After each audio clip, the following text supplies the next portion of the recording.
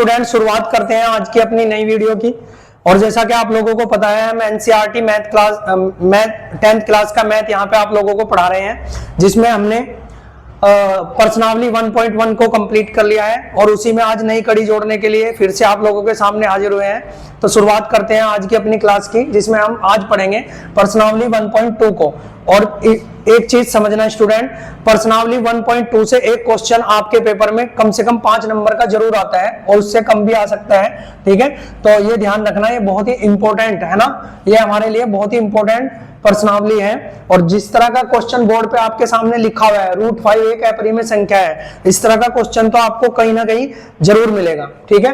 तो सिद्ध करते हैं इस क्वेश्चन को। सबसे पहले जब हम इसको हल करते हैं, इसमें बोला हुआ है कि सिद्ध कीजिए √5 एक अपरिमेय संख्या है। तो आपको पता होना चाहिए, ठीक है, अपरिमेय संख्या है, ठीक है। तो आपको पता है कि हमें इसको सिद्ध करना है कि ये एक अपरिमेय संख्या है। तो अपरिमेय संख्या कैसे सिद्ध करेंगे? हम सबसे पहले इसको परिमेय संख्या मान लेंगे, फिर उसको इससे कंपेयर करेंगे। देखते हैं।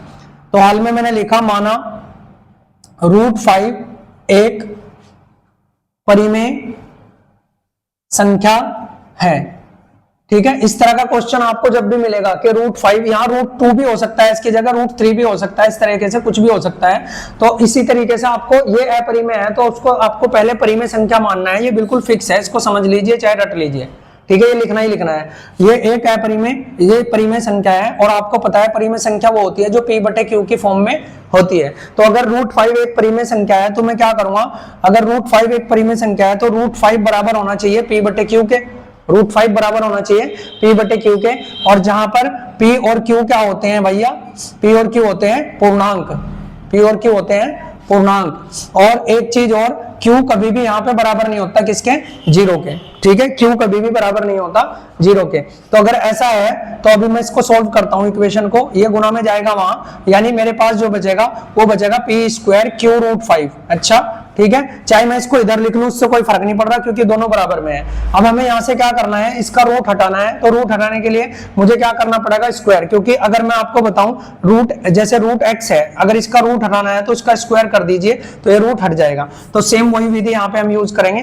दोनों तरफ का हम क्या करेंगे, दोनों तरफ वर्ग करने पर, वर्ग करने पर, तो दोनों तरफ जब वर्ग करोगे तो P का भी वर्ग हो जाएगा बराबर, इधर Q का वर्ग हो जाएगा और जो इसका जो है रूट हट जाएगा। तो हमें यहां से मिलती है एक इक्वेशन, इसको मैं मान लेता हूं समीकरण 1, ठीक है। अब मैं क्या लिखता हूं, अब मुझे पता है कि अगर मुझे Q की वैल्यू निकालनी है तो मुझे P को डिवाइड करना पड़ेगा 5 से। तो मैं कहूंगा P² 5 से विभाज्य है, यहां लिख देंगे, क्योंकि P² 5 से विभाज्य है।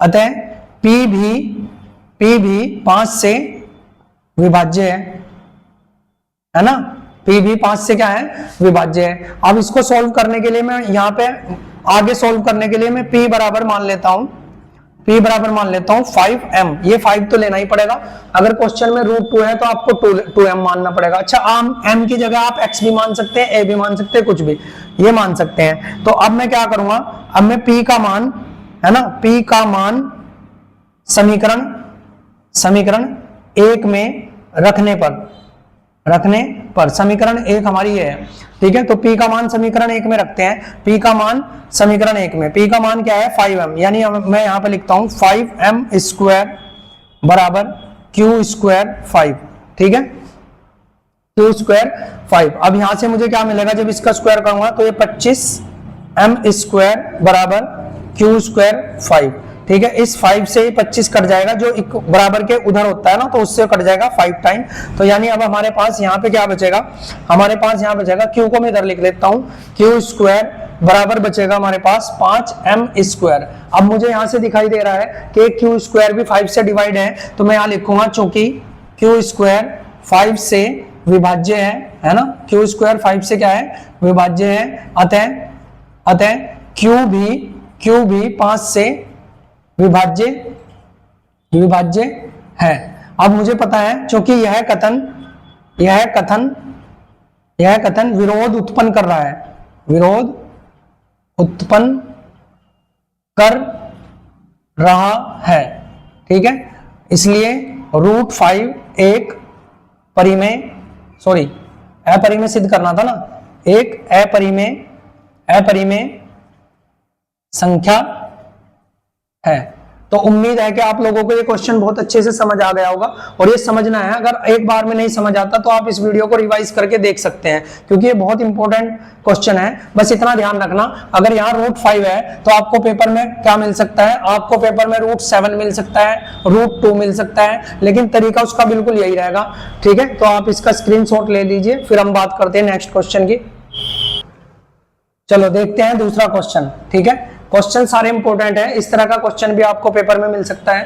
ठीक है, तो यहाँ पे लिखा हुआ है, सिद्ध कीजिए कि 3 + 2√5 एक अपरिमेय संख्या है। ठीक है, तो यहाँ पे ध्यान से देखना, क्योंकि वही सबसे पहले हल करेंगे और क्या लिखेंगे कि 3 + 2√5, नहीं पहले कहेंगे ना, माना, इसको मान लेंगे पहले हम परिमेय, सबको परिमेय ही मानना है, जो भी अपरिमेय सिद्ध करने के लिए आएगा उनको परिमेय मानना है। तो माना 3 + 2√5 एक परिमेय संख्या है। सबसे पहले हमने इसको मान लिया, तो अगर ये परिमेय संख्या है तो आपको सेम, तो 3 + 2√5 बराबर होना चाहिए P/Q के, क्योंकि P/Q के फॉर्म में होना चाहिए।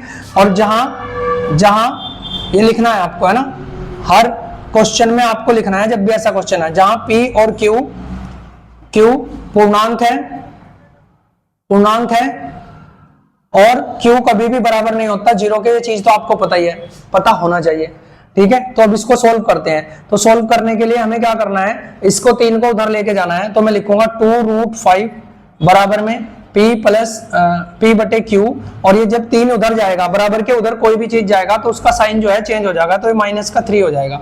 ठीक है, अभी ये 2 भी है इसके साथ में, तो मैं क्या करूंगा, इस 2 को भी उधर ले जाऊंगा, तो ये गुणा में है। जैसा आपने देखा होगा कि 2x बराबर अगर कभी ऐसे 10 हो तो वो उसके बटे में जाता है, यानी x बराबर 10/2। ठीक है, ये मैं इसलिए बता रहा हूं ताकि किसी भी बच्चे को कोई भी कंफ्यूजन ना हो, है ना।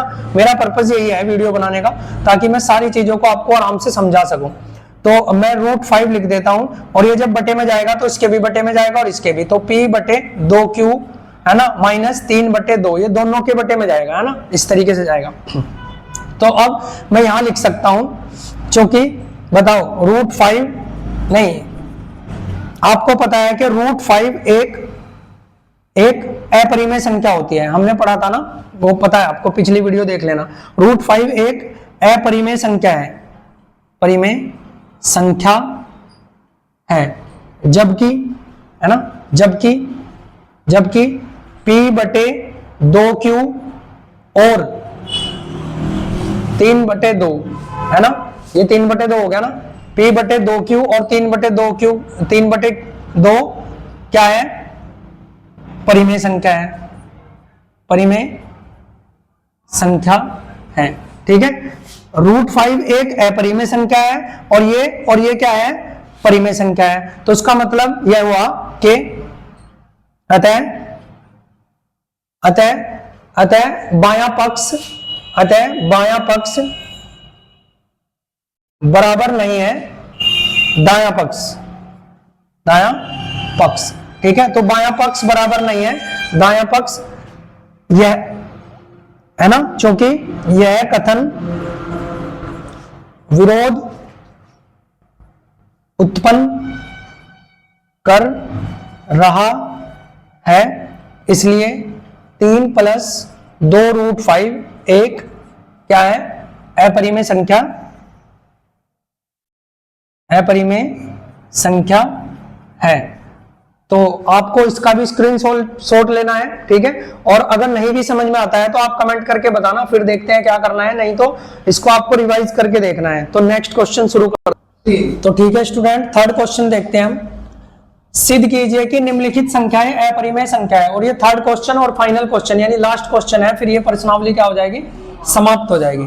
ठीक है, तो यहाँ लिखा हुआ है कि सिद्ध कीजिए निम्नलिखित अपरिमेय संख्या है, यानी 1/√2 दिया हुआ है। तो मुझे पता है, सबसे पहले मैं कहूंगा माना 1/√2 एक परिमेय संख्या है, ये तो आपको लिखना ही लिखना है। माना ये क्या है, एक परिमेय संख्या है। इसके बाद हम क्या करेंगे, माना 1/√2 एक परिमेय संख्या है, ये मानना ही मानना है। और आपको पता है अगर ये परिमेय संख्या है तो 1/√2 बराबर होना चाहिए किसके, P/Q के। हम 2 क्वेश्चन में ऑलरेडी ये डिस्कस कर चुके हैं, तो ये बराबर होना चाहिए। और जहां P और Q क्या होने चाहिए, जहां P और Q क्या है, पूर्णांक है, P और Q क्या है, पूर्णांक है, और Q कभी भी बराबर नहीं होता किसके, 0 के। तो इसको अगर हम सोल्व करने की कोशिश करें तो ध्यान से समझना, इसकी गुणा यहाँ पे होगी, इसकी गुणा यहाँ पे होगी, तो मेरे पास Q बराबर P√2P बचेगा।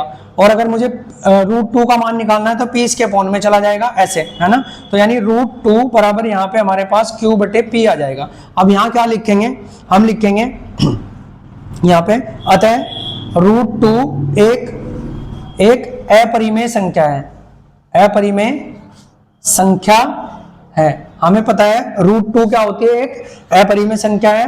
और ठीक है, और यहां लिख लेंगे Q/P एक परिमेय संख्या है ना, परिमेय संख्या है, ठीक है। मतलब ये हुआ, अतः बायां पक्ष बराबर नहीं है किसके, दायां पक्ष।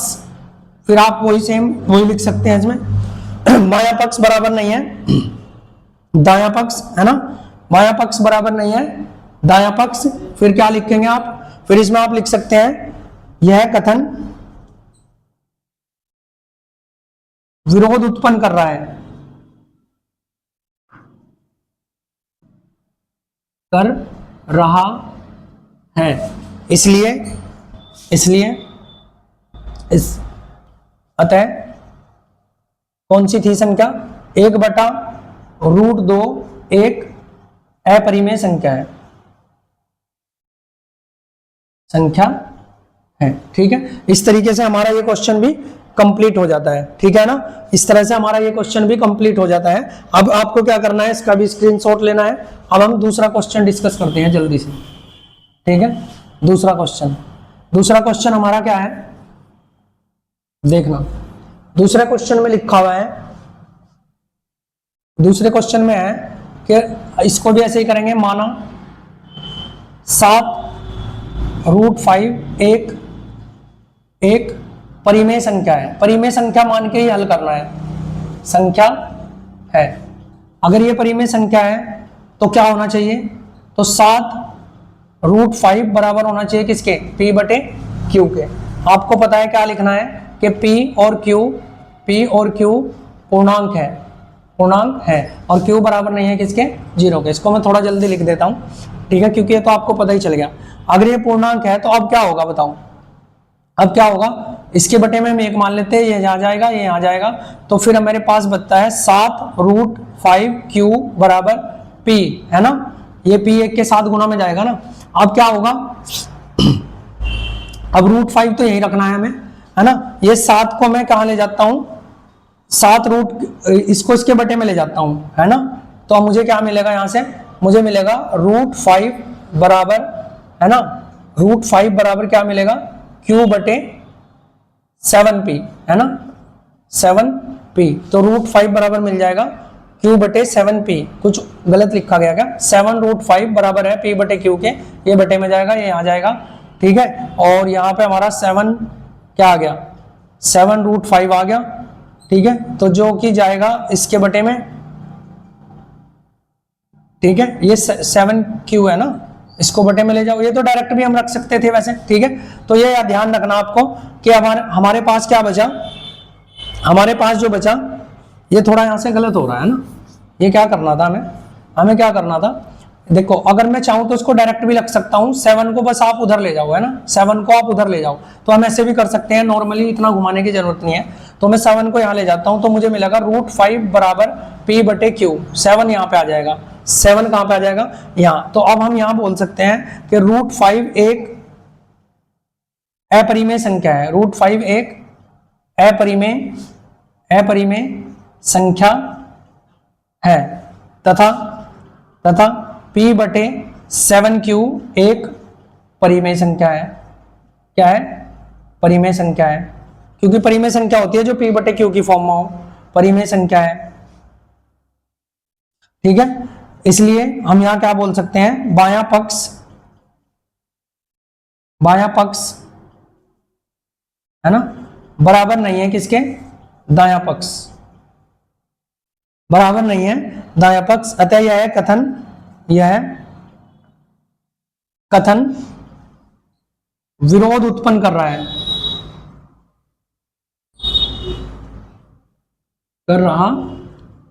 है इसका मतलब क्या हुआ कि 7√5 एक अपरिमेय संख्या है। ठीक है, 7√5 एक क्या है, अपरिमेय संख्या है। अब हम क्या देखते हैं, अब हम दूसरा क्वेश्चन देखते हैं जो लास्ट है इस वीडियो का, है ना। देख लो, इस प्रश्नावली का ही लास्ट क्वेश्चन है जो कि हमारे पास है 6 + √2, ये देखना है। ठीक है, वैसे तो आपको पता ही होना चाहिए कि ये एक अपरिमेय संख्या है क्योंकि √2 इसके साथ जुड़ रहा है तो ये अपरिमेय संख्या है। लेकिन हम क्या कहेंगे, माना सबसे पहले जब हल शुरू करेंगे हम थर्ड का, है ना, थर्ड वाले क्वेश्चन की बात कर रहे हैं, जब हम हल शुरू करते हैं तो माना 6 + √2 एक परिमेय संख्या है, परिमेय संख्या है। तो अगर ये परिमेय संख्या है तो 6 + √2 बराबर होना चाहिए किसके, p/q के।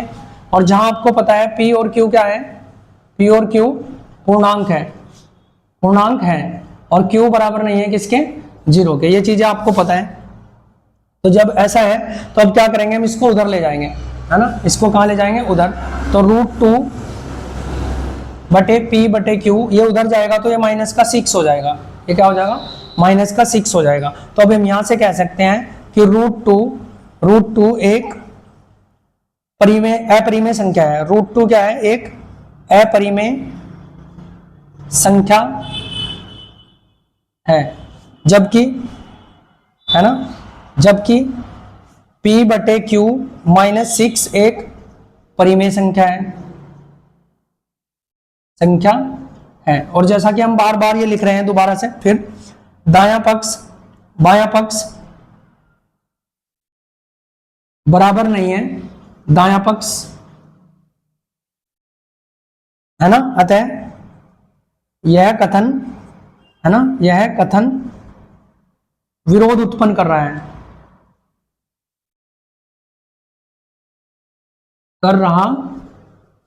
है। इसलिए क्या होगा, 6 + √2 एक अपरिमेय संख्या है।